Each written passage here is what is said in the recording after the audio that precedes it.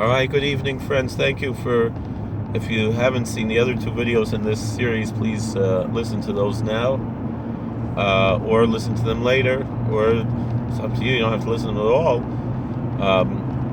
But I appreciate it if you listen to them, because I'm trying to get to my 4,000 hours so I can get remonetized.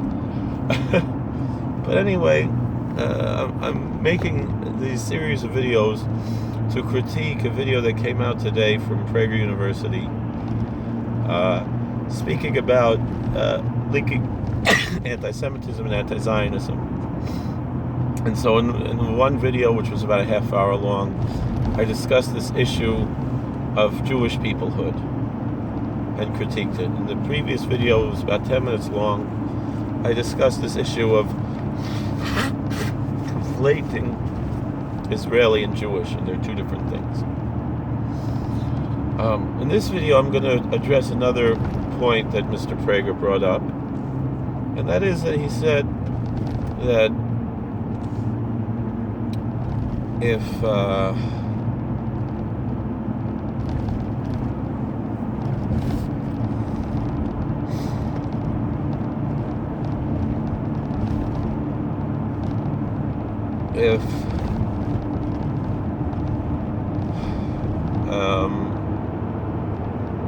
what was the point? If somebody will say that, I'm trying to remember, that he said there are three pillars to Judaism, and they are God, Torah, and Israel. I don't know where he came up with this. We have, Torah v'avoda u'gemilas chasodim, right? Israel's not one of those. We have,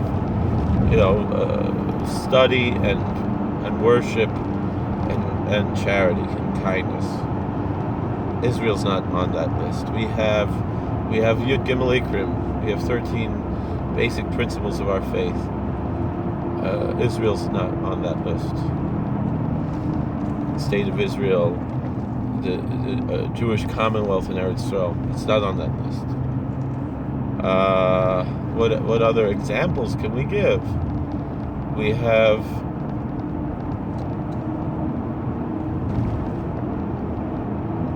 the excuse me.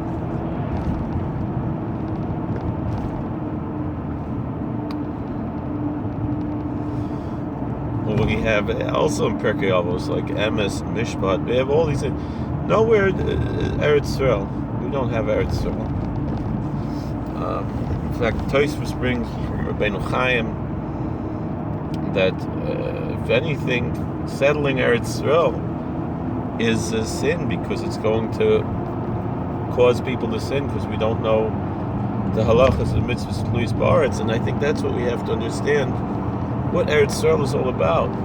But I don't know where he's getting that these are the three things: God, Torah, and Israel. And then the other thing is, he said there, he's also contradicting himself, because you say you could be a Jew without God.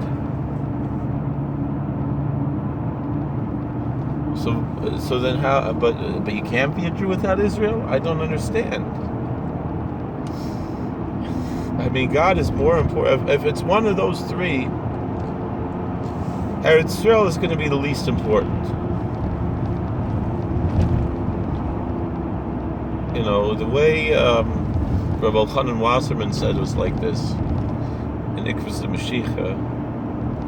He said that Eretz Yisrael could be compared to food, and Torah can be compared to air.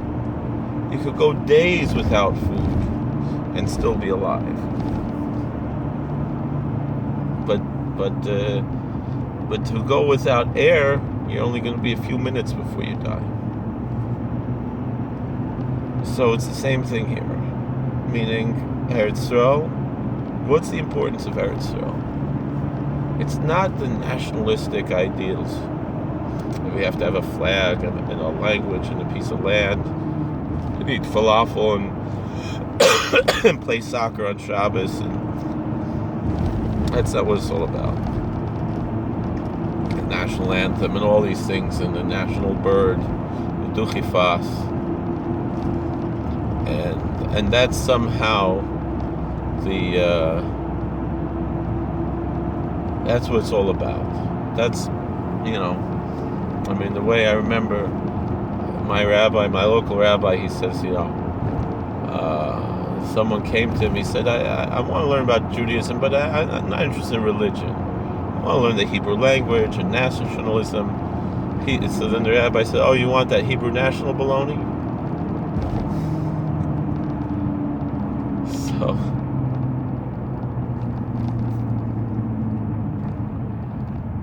and not only that, but it's not such a good hechsher now. It's better than the Gevena Mol,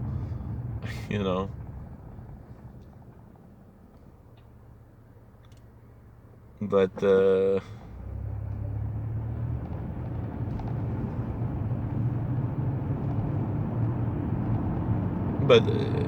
the devotion that we have to Eretz Yisrael is not a nationalistic devotion. We have to see what does the Mishnah say. Kalim says Eretz Yisrael Kedoshim Mikol Aratzos. Says the Holy Land is holier than all other lands. Umahi Kedushasa. And so, what is this holiness of the Holy Land? Shemaviyim Misham Oimer Bikurim Shtei Alechem. That from the Holy Land we take certain agricultural laws applied to the Holy Land that don't apply anywhere else. And so certain offerings that would be made, that are grain offerings that would have been offered in the temple, they have to come from the Holy Land. And that is the entirety of the definition of the holiness of the Holy Land. It's a purely legalistic definition.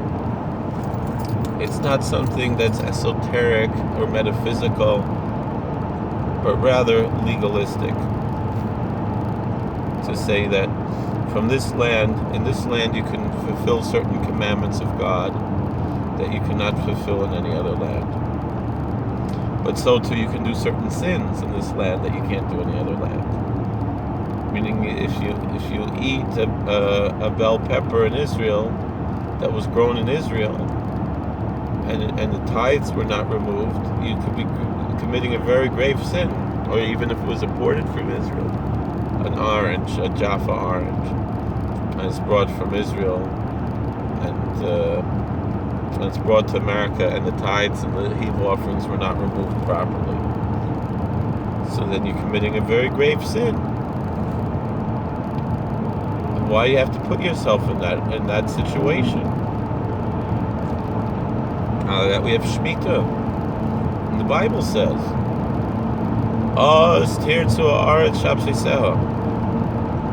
and then the land will rest. God will put us in exile because the land needs a rest.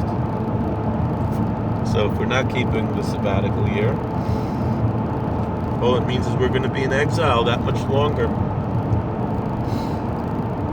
And so the first exile was 70 years because there were 70 sabbatical years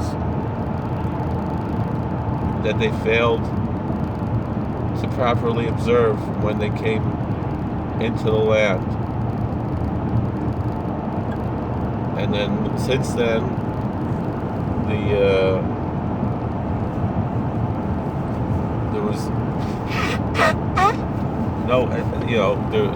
there have always been Jews since the return of Ezra. There have always been some Jews in the Holy Land.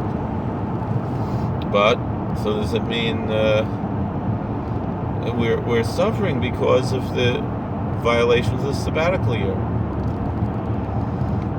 The Prager U says, "Golus bala olam." What did it say? Al shvichas damim v'gil harayis v'avodas zara v'al shmitas haaretz.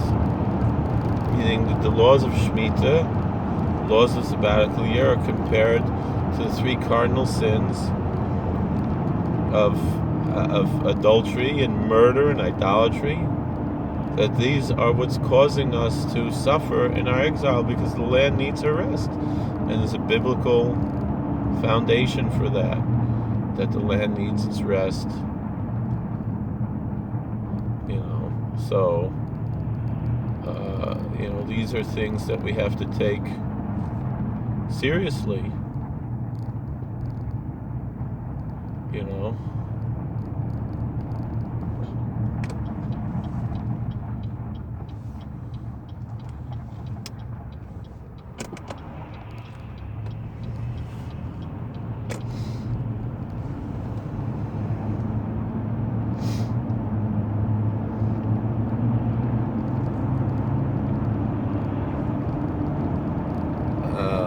And the thing is, all right, there are pious Jews who are doing these mitzvahs, but there are many more who are not.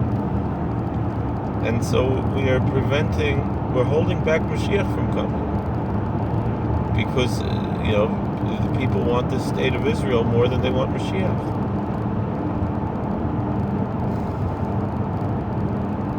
And so, even if you're going to say that Eretz Yisrael is a fundamental, because so much, you want to look at from the 613 commandments, although according to many of the Meinei mitzvahs, many of those who count the commandments, living in Eretz Yisrael is not one of the 613. And yet the majority of those are reliant on the land and on the Beis HaMikdash and so forth. I remember someone called Dennis Prager and asked him, do you think animal sacrifice is going to return? And he said, no, it's not for our culture today. And I said, so what do we need Yerushalayim for if it's not for the Beis HaMikdash? What do we need Yerushalayim for? The only reason we need Yerushalayim is because it's for the Beis HaMikdash to bring korbanos and to eat Meiser Sheni and to do these mitzvahs. And if we're not going to do them, what do we need it all for? I don't understand. It's because people want to replace Judaism with something that's not Judaism. And they're insulting our holy land. They're making this insult in the very palace of the king. Excuse me.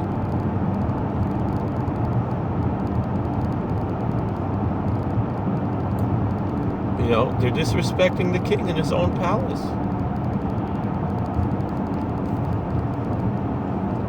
And so, with that being said, to conflate, and if we want to say Eretz Yisrael is something that's highly important in Judaism, I don't think it's on the level of Torah and God. And I think that's the big message of the Chet Meraglim. After the Chet Meraglim, the lesson of the Mapilim is even bigger, because the Meraglim, it's not that they insulted Eretz Yisrael, it's that God told them this and they went against what God said. And then the Mapilim said, all right, so then we're going to go into Eretz Yisrael. And God said, you don't get it. It's not about Eretz Yisrael, it's about God, it's about Torah. and Eretz Yisrael is not a means, an end to itself, but rather a means to an end. It's not an end unto itself.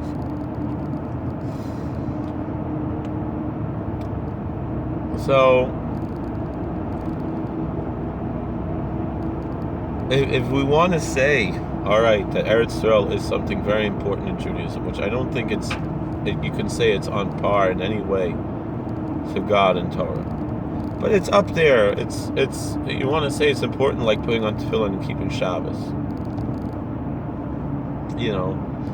That I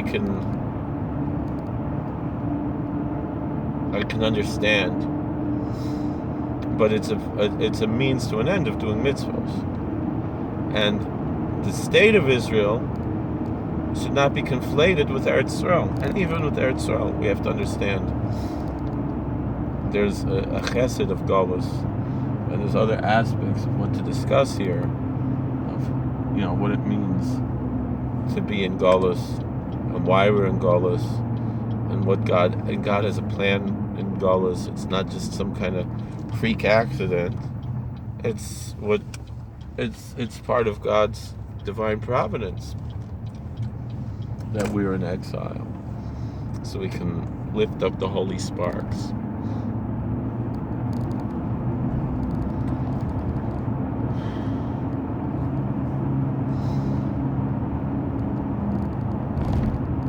So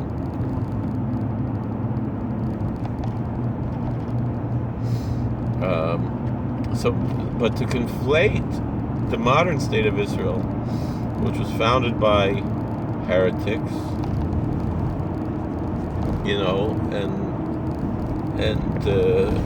and leftists, and somehow conflate this with Eretz Yisrael, is foolish, And so, back to what he's saying there, I don't believe that the state of Israel was founded by the victimization of the so-called Palestinian people, but rather by the victimization of the Jewish people. And the Jewish people are suffering and have suffered from the state of Israel, from all of the evil things the state of Israel has done to the Jewish people. And the Jewish people are the victims of Israel and Zionism. And we have to be cognizant of that. So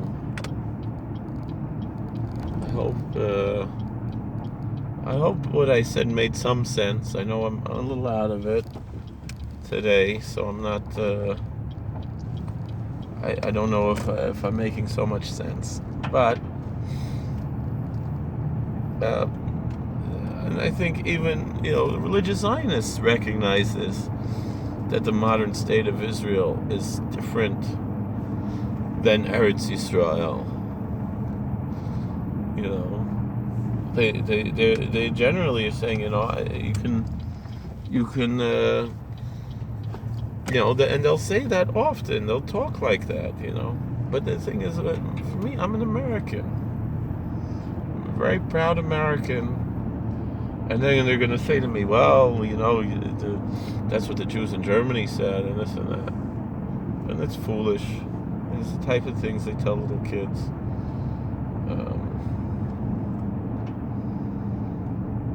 To scare them, really, to try to brainwash them to go be Israeli soldiers and die in Israeli wars, to be cannon fodder for all the wars that the Zionists are making. So,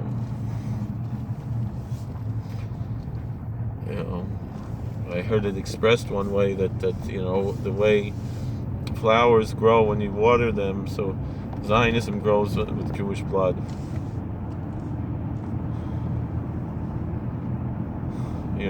It's the Jews who are the victims of Israel, not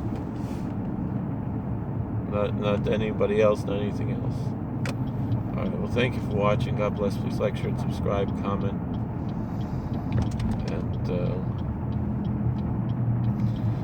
and we'll see you all later.